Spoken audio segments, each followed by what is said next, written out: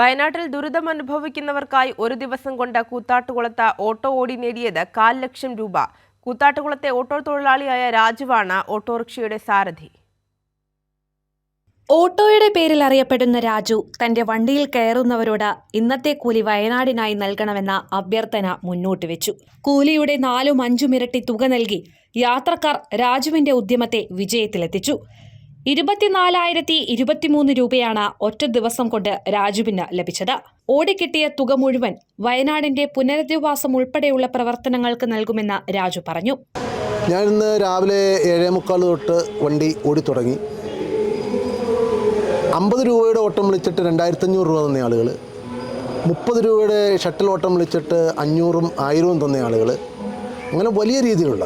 അതോടൊപ്പം എനിക്ക് ഓട്ടം വിളിച്ചതായിട്ട് കണക്ക് കൂട്ടിക്കോ എന്ന് പറഞ്ഞ് എനിക്ക് ഗൂഗിൾ പേ ചെയ്ത് ഇഷ്ടംപോലെ ആളുകൾ പൈസ ഇട്ട് തന്നു. 2018 പ്രളയ സമയത്തും കോവിഡ് കാലത്ത് വാക്സിൻ ചലഞ്ചിലും ഇത്തരത്തിൽ ഓടിക്കിട്ടിയ തുക മുഖ്യമന്ത്രിയുടെ ദുരിതാശ്വാസ ഫണ്ടിലേക്ക് രാജു നൽകിയിരുന്നു. തൊഴിലിനൊപ്പം 34 വർഷമായി അനൗൺസ്മെന്റ് മേഖലയിലും സജീവമാണ്. തെരഞ്ഞെടുപ്പുകളിൽ നിരവധി തവണ VS അച്യുതാനന്ദനു വേണ്ടിയും കഴിഞ്ഞ ലോക്സഭാ തിരഞ്ഞെടുപ്പിൽ ആറ്റിങ്ങൽ മണ്ഡലത്തിലും അനൗൺസ്മെന്റിലൂടെ സജീവ സാന്നിധ്യമായിരുന്നു രാജു. കൈരളി ന്യൂസ്, കൊച്ചി.